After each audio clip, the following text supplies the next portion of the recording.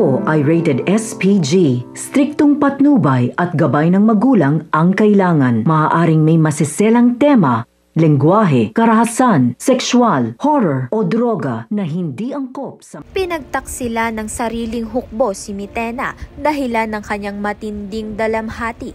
Samantalang sa wakas nga ay nakatakas na rin si Dea. Sumunod nga itong si Dea sa kanyang yapak at nakatungo nga siya at nakilala niya nga itong sina Sangre Flamara at Sangre Adamus.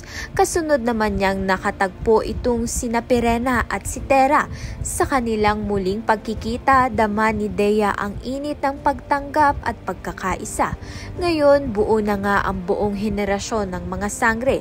Pamumunuan nga ito ni Tera at sabay-sabay silang maghahanda sa nalalapit na digmaan kay Mitena. Nawala na nga ang takot dahil nga kumpleto na ang mga Sangre at nandyan nga itong si Pirena upang ngang gabayan ang bagong henerasyon ng mga Sangre. Sama-sama nga nilang pababagsakin si Mitena at ibabalik ang kapayapaan ng kanilang mundong kinagisnan na Encantadia. Kaya naman nga tiyan at iba pa ang dapat nating pakaabangan. Maraming salamat sa iyong panunood.